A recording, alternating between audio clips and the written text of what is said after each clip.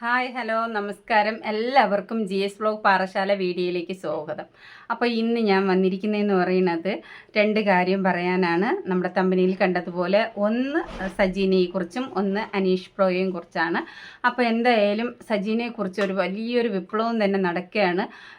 ബിഷപ്പിൻ്റെ കയ്യിൽ നിന്നും രേണുവിൻ്റെ കയ്യിൽ നിന്നും എന്തോ ലക്ഷങ്ങളൊക്കെ വാങ്ങിയിട്ടാണ് ഈ ഒരു വ്ലോഗ് സജീന ചെയ്യുന്നത്. അതായത് അവർക്ക് സപ്പോർട്ടായിട്ട് നിന്ന് സംസാരിക്കണം എന്നൊക്കെയാണ് പലരും വന്ന് അവരുടെ വീഡിയോയ്ക്ക് താഴെ വന്ന് മെസ്സേജ് ഇടുന്നതെന്ന് സജീന പറയുന്നത്. അപ്പോൾ എത്ര ലക്ഷമാണ് സജീന വാങ്ങിയിട്ടാണ് ഈ ഒരു വീഡിയോ ബിഷപ്പിന് വേണ്ടിയിട്ടും രേണുവിന് വേണ്ടിയിട്ടും സപ്പോർട്ടായിട്ട് നിൽക്കണമെന്ന് നമുക്കൊക്കെ കേൾക്കണ്ടേ? നമ്മൾ അറിയണമല്ലോ, നമ്മൾ എല്ലാവരും അറിയണം. അത് ഈ വീഡിയോസ് കമൻറ്റ് ഇടുന്നവർ മാത്രമല്ല, അപ്പം നമ്മളെല്ലാവരും അറിയേണ്ട കാര്യം തന്നെയാണ്. അപ്പോൾ ആ ഒരു കാര്യം സജീനയുടെ വായിൽ നിന്ന് തന്നെ നമ്മൾ കേൾക്കണമെന്നാണ് എൻ്റെ ഒരു ആഗ്രഹം. അപ്പോൾ നിങ്ങൾക്കും അങ്ങനെ തന്നെയായിരിക്കും. അവൾ വാങ്ങുന്ന ആ ലക്ഷ്യങ്ങൾ എത്രയാണെന്ന് നമുക്കറിയണമെന്ന് എല്ലാവർക്കും എന്നെപ്പോലെ തന്നെ നിങ്ങൾക്കും ആഗ്രഹങ്ങളുണ്ടാവും. അപ്പോൾ ഒരാൾക്ക് നമ്മൾ സപ്പോർട്ട് ചെയ്യുകയാണെങ്കിൽ അപ്പോൾ ഇത്ര ലക്ഷം കിട്ടുമായിരിക്കും എന്ന് പരിചയമുള്ളവർക്കായിരിക്കും ഈ ഒരു സംസാരം വരുന്നതെന്നും കൂടെ നമ്മൾ ഇതിൽ നിന്ന് മനസ്സിലാക്കുന്നു. ഓക്കെ, എൻ്റെ താഴെ കമൻറ്റുകൾ വരുന്നുണ്ട്, ബിഷപ്പ് എത്ര തന്നു. അതിന് ഞാൻ കൊടുക്കുന്ന ഒരൊറ്റ മറുപടിയേ ഉള്ളൂ. എന്താണെന്ന് വെച്ചാൽ ഞാനത് പറയത്തില്ല, നിങ്ങൾ കണ്ടതാണ് എന്നാണ് ഞാൻ അതിന് കൊടുക്കുന്ന മറുപടി. എന്താ അത് കറക്റ്റ് അല്ലേ? നമ്മൾ ഇത് തരുന്നുണ്ടോ എന്ന് അവരറിയുന്നെങ്കിൽ അത് എത്രയാണെന്ന് അവർ അറിഞ്ഞിരിക്കണ്ടേ? നമ്മൾ പറഞ്ഞിട്ട് അറിയുന്നത് മോശമല്ലേ? അതുകൊണ്ടാണ് ഞാൻ അങ്ങനെ റിപ്ലൈ കൊടുക്കുന്നത്. അത് ശരിയാണ്. കാരണം അവർ തന്നെ കണ്ടുപിടിക്കണം എത്ര രൂപയാണ് കൊടുക്കണതെന്ന്. അത് കണ്ടുപിടിച്ചാലല്ലേ അത് അടുത്ത് നമുക്ക് പറയാൻ പറ്റുള്ളൂ. നിങ്ങൾ തന്നെ കണ്ടുപിടിക്കുക, മെസ്സേജ് ഇടുന്ന നിങ്ങൾ തന്നെ അത് കണ്ടുപിടിക്കണം. കാരണം എന്നാന്ന് പറഞ്ഞു കഴിഞ്ഞാൽ ഈ ഒരു മെസ്സേജ് ഇടുന്നവർ അല്ലെങ്കിൽ അവളെ പറയുന്നവർ ഈ നെഗറ്റീവ് പറഞ്ഞാലും പോസിറ്റീവ് പറഞ്ഞാലും ഇനി നിങ്ങൾ കിട്ടുമെന്ന് നിങ്ങൾക്ക് തോന്നുന്നുണ്ടെങ്കിൽ അത് നിങ്ങൾ തന്നെ പറയുക, അല്ലെങ്കിൽ നിങ്ങൾ വാങ്ങുന്നതായിരിക്കും. ആർക്കെങ്കിലും വേണ്ടിയിട്ട് നെഗറ്റീവ് പറയുന്നുണ്ടെങ്കിലോ അല്ലെങ്കിൽ പോസിറ്റീവ് പറയുന്നുണ്ടെങ്കിലോ അവർ കയ്യിൽ നിന്ന് നീ പറയുന്നവർ ലക്ഷങ്ങൾ വാങ്ങുന്നുണ്ടാവും എന്നാണ് എനിക്ക് തോന്നുന്നത്. അതുകൊണ്ട് ഒരു ഇതായിരിക്കാം മറ്റുള്ളവരുടെ തലയിലും ഇതുപോലെ അടിച്ചേൽപ്പിക്കാൻ നോക്കുന്നതെന്നാണ് എനിക്ക് തോന്നുന്നത് കേട്ടോ. കാരണം എന്നാന്ന് പറഞ്ഞാൽ അങ്ങനെ ആരും ഇതുപോലെ ചെയ്യുന്നില്ല, എൻ്റെ അറിവിൽ ആരും ചെയ്യുന്നില്ല. ഇനിയിപ്പോൾ ഈ മെസ്സേജ് ഇട്ടവർ വല്ലതും ചെയ്യുന്നുണ്ടോ ഇല്ലയോ എന്നൊന്നും നമുക്കറിയത്തില്ലല്ലോ. എന്തായാലും അത് കണ്ടിരുന്ന് തന്നെ നമുക്ക് കാണണം. ഒരാൾക്ക് വേണ്ടി സപ്പോർട്ട് ചെയ്ത ഇത്രയും വലിയ പ്രശ്നമാണോ എന്നൊക്കെ ചോദിച്ചാൽ ഈ കൊച്ചു കേരളത്തിൽ എന്തൊക്കെ നടക്കുന്നെന്നുള്ളത് നമുക്കൊന്ന് ഊഹിക്കാൻ പറ്റുന്നതിനപ്പുറമാണ്. എന്തായാലും രണ്ടാമതായിട്ട് എനിക്ക് പറയാനുള്ളതെന്ന് പറഞ്ഞാൽ നമ്മുടെ അനീഷ് ബ്രോയുടെ കാര്യമാണ്. അനീഷ് ബ്രോ മുങ്ങി മുങ്ങി മുങ്ങി എന്ന് പറഞ്ഞിട്ട് കുറേ പേര് പറഞ്ഞുകൊണ്ട് വരികയാണ്. സന്ദീപ് ബ്രോയെ കേസ് കൊടുത്ത് അറസ്റ്റ് ചെയ്തപ്പോൾ ആദ്യമായിട്ട് വരുന്ന ഒരു ചാനലിൽ ആ ഒരു ന്യൂസ് വരുന്ന അനീഷ് ബ്രോയുടെ വീഡിയോയിലാണ്. അപ്പോൾ എന്തായാലും അതുകൊണ്ട് അനീഷ് ബ്രോയ്ക്ക് എന്തോ ഇതുപോലെയുള്ള എന്തൊക്കെയോ ചുറ്റിക്കളി ഉണ്ടെന്നും അവിടെ നിന്ന് ഇവിടെ നിന്നൊക്കെ എന്തൊക്കെയോ വരുന്നുണ്ട് എടുക്കുന്നുണ്ട് എന്നൊക്കെയാണ് ആൾക്കാരുടെ പറച്ചിൽ. അപ്പോൾ ഒരു കാര്യം ഞാൻ പറയാം, രേണുവിൻ്റെ ചേച്ചി ആ ഒരു വീഡിയോയിൽ പറയുന്നുണ്ട്, ഇങ്ങനെയുള്ള രോഗം ഓരോരുത്തരുടെ വീടുകളിൽ വന്നാൽ മാത്രമേ, അതായത് ക്യാൻസർ പോലുള്ള രോഗങ്ങൾ ഒരാളുടെ വീട്ടിൽ വന്നാലേ അവർക്കതിൻ്റെ വേദനയും വിഷമവും എന്തെന്ന് മനസ്സിലാവൂ എന്ന്.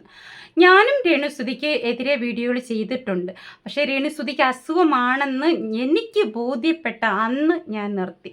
കാരണം എൻ്റെ വീട്ടിലും അങ്ങനെ ഒരാളുള്ളതാണ്. അതുകൊണ്ട് തന്നെ പിന്നെ അനീഷ് ബ്രോയും നല്ല രീതിയിൽ നെഗറ്റീവ് അടിച്ച് വീഡിയോസ് ചെയ്തിട്ടുള്ള ഒരാൾ തന്നെയാണ് രേണുസുതിക്കെതിരെ.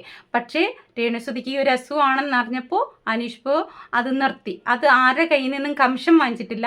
ഇതൊക്കെ ഒരുതരം മനുഷ്യത്വം എന്ന് പറയില്ലേ, ആ ഒരു സംഭവം ഉള്ളതുകൊണ്ട് തന്നെയാണ്. കാരണം അവൻ്റെ വീട്ടിൽ ഒരാളുണ്ടെങ്കിൽ അത് എന്തുമാത്രം വേദനിക്കുന്നു, എന്താണ് അതിൻ്റേതായിട്ടുള്ള സൈഡ് എഫക്റ്റുകൾ, കീമോക്കുള്ള പ്രശ്നങ്ങൾ, ഇഞ്ചക്ഷൻ്റെ കാര്യങ്ങൾ, റേഡിയേഷൻ, സർജറി, ഇങ്ങനെയുള്ള പല പല കാര്യങ്ങളും അവനവൻ്റെ വീട്ടിൽ ഒരു സംഭവം ഉണ്ടെങ്കിൽ മാത്രമേ അത് പൂർണ്ണമായിട്ട് അവർക്ക് മനസ്സിലാവൂ. മറ്റൊരാൾ പറഞ്ഞു കൊടുത്താലൊന്നും അവർക്ക് അങ്ങനെ പെട്ടെന്ന് മനസ്സിലാവില്ല. എൻ്റെ ഒരു അനുഭവം അത് തന്നെയാണ്.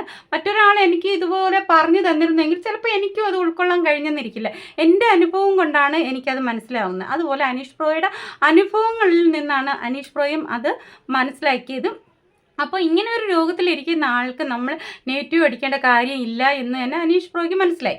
അപ്പോൾ ഈ മുങ്ങി മുങ്ങി മുങ്ങി എന്ന് പറയുന്നവർക്കുള്ള ഒരു മറുപടിയുമായിട്ട് ഇപ്പോൾ അനീഷ് വന്നിട്ടുണ്ട്. അതിന് മുന്നേ തന്നെ അനീഷിൻ്റെ ലാസ്റ്റ് വീഡിയോയിൽ, അതായത് സന്ദീപ് അറസ്റ്റ് ചെയ്യണ പിറ്റേ ദിവസത്തെ വീഡിയോയിൽ ഈ ഒരു മാറ്റർ കൂടെ പറഞ്ഞിട്ടാണ് അനീഷ് പോകുന്നത്. അതാരും ശ്രദ്ധിച്ചിട്ടില്ല. എന്തായാലും നമുക്ക് അനീഷിൻ്റെ വീഡിയോ കൂടെ കണ്ടിട്ട് നമുക്ക് ഇതിനെക്കുറിച്ച് ചർച്ച ചെയ്യാം. ഓക്കെ, എല്ലാവർക്കും നമസ്കാരം. പലരും ചോദിക്കുന്നുണ്ട് അനീഷ് എവിടെ പോയി എന്നുള്ളത്. എന്തായാലും ഞാൻ അടുത്ത വീഡിയോയുമായിട്ട് വരാം. പക്ഷേ ഞാനിപ്പോൾ എവിടെ പോയെന്നുള്ള ചോദ്യത്തിന് എന്തെന്ന് വെച്ച് കഴിഞ്ഞാൽ എൻ്റെ സിസ്റ്ററിൻ്റെ ക്യാൻസറിൻ്റെ ഓപ്പറേഷൻ ആയിരുന്നു. ഇപ്പോഴും ചേച്ചി ICUവിലാണ്. ഓക്കെ, അതിൻ്റെ ഒരു വിഷമത്തിലാണ് ഞാനിപ്പോൾ ഉള്ളത്. ഓക്കെ, അത് കഴിഞ്ഞിട്ട് എന്തായാലും ഞാൻ തിരിച്ചു വരാം. പിന്നെ ഞാൻ മുങ്ങി എന്ന് പറയുന്നവർക്ക് മുങ്ങാത്തവനായിട്ടുള്ള അനീഷിൻ്റെ വീഡിയോ ഉടനെ വരുന്നതായിരിക്കും. പിന്നെ വേറൊരു കാര്യം കൂടെ പറയാം. കുറേ പേര് വന്ന് എനിക്ക് കമൻറ്റ് ഇട്ടിരുന്നു. ആ കമൻറ്റൊക്കെ ഞാൻ കണ്ടു. എന്നെ സപ്പോർട്ട് ചെയ്ത കുറേ പേരെ ഞാൻ കമൻറ്റിലൂടെ കണ്ടു. കുറച്ച് പേരൊക്കെ എനിക്ക് പല വീഡിയോകളും എനിക്ക് ഇൻസ്റ്റാഗ്രാം വഴി അയച്ചു തന്നിട്ടുണ്ടായിരുന്നു. അപ്പോൾ അതൊക്കെ ഞാൻ കാണാനായിട്ട് ശ്രമിച്ചു. അപ്പോൾ ഞാൻ വീഡിയോയുമായിട്ട് വരാം. പക്ഷേ ഇന്ന് പറ്റത്തില്ല, ഇനി നാളെ പറ്റത്തില്ല. കുറച്ച് തിരക്കുണ്ട്, അതിൻ്റെ കൂടെ ഓപ്പറേഷൻ എല്ലാം കൂടെ ഒരു ഇത് നിൽക്കുകയാണ്. അല്ലാതെ ഞാനെങ്ങും മുങ്ങിയിട്ടല്ല. എനിക്ക് പറയാനുള്ളത് ഞാൻ പറയും. അതിന് വേണ്ടി നിങ്ങൾ വെയിറ്റ് ചെയ്യുക. എന്നെ ഇഷ്ടപ്പെടുന്നവർ, എന്നെ സപ്പോർട്ട് ചെയ്തുകൊണ്ട് ഒരു ചേച്ചിയൊക്കെ വീഡിയോ ഇടുന്നതിൻ്റെ ശ്രദ്ധയിൽപ്പെട്ടു. അവർക്കൊക്കെ നല്ല മനസ്സുണ്ട്. അങ്ങനെ മനസ്സുള്ളവരുണ്ട് എന്നറിഞ്ഞതിൽ വളരെയധികം സന്തോഷം. അല്ലാതെ തെറ്റിൻ്റെ കൂടെ തന്നെ നിന്നുകൊണ്ട് കുട പിടിച്ചുകൊണ്ട് അതിനെ മാത്രം പ്രോത്സാഹിപ്പിച്ചുകൊണ്ട് നിൽക്കുന്നവർക്ക് ഇതൊന്നും പറഞ്ഞാൽ മനസ്സിലാകത്തില്ല. അപ്പോൾ എന്നും സത്യത്തിൻ്റെ ഒപ്പം തന്നെ. ഇപ്പം നിങ്ങൾ കേട്ടല്ലോ അല്ലേ അനീഷിൻ്റെ ആ ഒരു വോയിസ്. അങ്ങനെ സത്യത്തിൻ്റെ ഒപ്പമെന്ന് അനീഷ് പറഞ്ഞിട്ടുണ്ട്. എന്നും ഞാനും അങ്ങനെ തന്നെയാണ്. എന്നും ന്യായത്തിനൊപ്പമാണ്. ന്യായമായിട്ടുള്ള രീതിയിൽ തന്നെ പോട്ടെ എന്നുള്ളതാണ് എനിക്കും പറയാനുള്ളത്. ഞാനിപ്പോൾ പറയട്ടെ, ഒരു ആൾ 2 ദിവസം വീഡിയോ ഇട്ടില്ലെങ്കിൽ അവരെക്കുറിച്ച് ഒന്ന് അന്വേഷിക്കുക. അല്ലെങ്കിൽ ആ വീഡിയോയിൽ ഏതെങ്കിലും രീതിയിൽ എന്തെങ്കിലും പറയുന്നുണ്ടോ എന്നൊക്കെ നോക്കുക. ഇതൊന്നുമില്ലാതെ മുങ്ങി ഈ നിങ്ങളിടുന്ന വീഡിയോ എല്ലാം അനീഷിന് വിരോധമായിട്ട് ഇടുന്ന വീഡിയോസ് എല്ലാം അനീഷ് കാണുന്നുണ്ട്. അത് അനീഷ് തന്നെ പറയുന്നുണ്ട്. പക്ഷേ ഇപ്പോൾ അവന് വീഡിയോയെക്കാട്ടിലും പ്രധാനം അവൻ്റെ ചേച്ചിയുടെ കാര്യങ്ങളാണ്. അപ്പോൾ എല്ലാവരും അത് തന്നെയാണ്. അവനവൻ്റേതായിട്ടുള്ള കാര്യങ്ങൾ കഴിഞ്ഞിട്ടേ മറ്റെന്തോ ഉള്ളൂ അല്ലേ. അപ്പോൾ അത് പേടിച്ചിട്ട് ഒതുങ്ങി ഒളിച്ചിരിക്കുന്നതൊന്നും അല്ല. അവരുടേതായിട്ടുള്ള ആ ഒരു എമർജൻസി കാര്യങ്ങളൊക്കെ കഴിഞ്ഞിട്ട് അനീഷ് ബ്രോ വരുമെന്ന് തന്നെയാണ് പറയുന്നത്. അപ്പോൾ ആ വരുമ്പോൾ നമുക്ക് എന്താണ് പറയാനുള്ളതെന്ന് കേൾക്കാം. അപ്പോൾ ഇനി എന്തിനാണ് അനീഷ് ഇപ്പോൾ രേണുസുതിക്ക് വേണ്ടി സപ്പോർട്ടായിട്ട് പറയുന്നതെന്ന് നിങ്ങൾക്ക് മനസ്സിലായല്ലോ അല്ലേ. അപ്പോൾ അവൻ്റെ വീട്ടിൽ അവൻ്റെ ചേച്ചിക്ക് ക്യാൻസറാണ്. അപ്പോൾ ആ ക്യാൻസറിൻ്റെ സർജറിയാണ്. അതായത് സന്ദീപ് ബ്രോയെ അറസ്റ്റ് ചെയ്യണതിൻ്റെ പിറ്റേ ദിവസം, അതായത് ജാമ്യത്തിൽ ഇറങ്ങണതിൻ്റെ അന്നായിരുന്നു അനീഷ് ബ്രോയുടെ സഹോദരിയുടെ സർജറി. അപ്പോൾ ഇതൊക്കെ കൊണ്ടാണ് അനീഷ് ബ്രോ വീഡിയോ ചെയ്യാതെ മാറി നിൽക്കുന്നത്. അതിൻ്റേതായിട്ടുള്ള ടെൻഷൻ കാര്യങ്ങൾ അതൊക്കെ അനുഭവത്തിലുള്ളവർക്ക് മാത്രമേ അത് എത്ര പറഞ്ഞാലും മനസ്സിലാവുള്ളൂ. നമ്മളിവിടെ വന്നിരുന്നിട്ട് എത്ര കുറച്ചാലും അതൊന്നും അവരുടെ ചെവിയിൽ ഏറത്തില്ല. അപ്പോൾ അനുഭവത്തിലുള്ളവർക്ക് മാത്രമേ ഇതറിയുള്ളൂ. പിന്നെ ഒരു കാര്യം എന്ന് പറഞ്ഞാൽ, ഇന്ന് ഞാൻ രേണുസുതിയെ സപ്പോർട്ട് ചെയ്യുന്നുണ്ട്, നല്ല രീതിയിൽ സപ്പോർട്ട് ചെയ്യുന്നുണ്ട്. നാളെ ഒരിക്കൽ ഈ ഒരു അസുഖമെല്ലാം കഴിഞ്ഞിട്ട് നാളെ രേണുസുതി വന്നിട്ട് എന്തെങ്കിലും നെഗറ്റീവായിട്ടുള്ള വീഡിയോസ് ചെയ്യുകയാണെങ്കിൽ ഉറപ്പായിട്ടും വിമർശിക്കാനുള്ളതാണെങ്കിൽ ഉറപ്പായിട്ടും ഞാനത് വിമർശിച്ചിരിക്കും കേട്ടോ. കാരണം എന്നാന്ന് പറഞ്ഞാൽ തെറ്റിനെ തെറ്റെന്നും ശരിയെന്നും എന്നും ഞാൻ പറയും. ഇന്ന് രേണുസുതിക്ക് ഈ ഒരു അസുഖമാണ്, അതെനിക്ക് നല്ലപോലെ മനസ്സിലാവുന്നുണ്ട്. അവൾക്ക് സപ്പോർട്ടായിട്ട് തന്നെ നിൽക്കാനാണ് ഞാൻ ഇപ്പോഴും ആഗ്രഹിക്കുന്നത്. ഓക്കെ, അപ്പോൾ ഇത്രയൊക്കെയുള്ളൂ. അനീഷിൻ്റെ ചേച്ചിയുടെ സർജറി കഴിഞ്ഞു. എല്ലാവരും പ്രാർത്ഥിക്കുക. ഞാനും ആത്മാർത്ഥമായിട്ട് പ്രാർത്ഥിക്കുന്നുണ്ട്. എത്രയും പെട്ടെന്ന് ICUവിൽ നിന്ന് വാർഡിലേക്ക് മാറ്റുകയും വാർഡിൽ നിന്ന് വീട്ടിൽ പോവുകയും മറ്റ് എല്ലാ കാര്യങ്ങളും നല്ല രീതിയിൽ നടക്കാൻ വേണ്ടി ഞാനും ആത്മാർത്ഥമായിട്ട് പ്രാർത്ഥിക്കുകയാണ്. അതുപോലെ തന്നെ എൻ്റെ മോന് വേണ്ടി കൂടെ നിങ്ങളെല്ലാവരും പ്രാർത്ഥിക്കുക. ഇന്നലത്തെ ടെസ്റ്റിലെ കൗണ്ടൊക്കെ നോർമലായിട്ടുണ്ട്, ഓക്കെ ആയി വന്നിട്ടുണ്ട്. പക്ഷേ CRPയുടെ അളവ് 25 പോയിൻറ്റ് സംതിങ് ഉണ്ടെന്ന് പറയുന്നു. നമുക്ക് 6 പോയിൻ്റേ വരാവൂ, അതിനപ്പുറം വരാൻ പാടില്ല. എന്നാലും വലിയ കൂടുതലെന്നൊന്നും പറയാൻ പറ്റില്ല. കഴിഞ്ഞ ജൂൺ മാസത്തിലെ CRPയുടെ അളവ് 300 സംതിങ് പോയായിരുന്നു. അവിടെ നിന്നൊക്കെ ഒരുപാട് താഴെയാണിപ്പോൾ.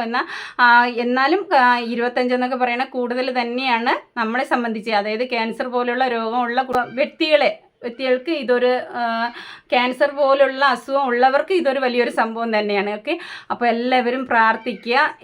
എല്ലാവരും ഞാൻ വിചാരിച്ചുകൊണ്ടിരുന്നു ഇന്ന് വൈകുന്നേരത്തോടെ ഈ ഒരു ഇഞ്ചക്ഷൻ തീരുകയാണെന്ന്. പക്ഷേ അല്ല, നാളെ രാവിലെയും കൂടെ ഇഞ്ചക്ഷൻ ഉണ്ട്, അതോടെയാണ് തീരുന്നത്. അപ്പോൾ എല്ലാവരും അവന് വേണ്ടി പ്രാർത്ഥിക്കുക. ഓക്കെ, ഇത്രയൊക്കെയുള്ളൂ. Okay, by.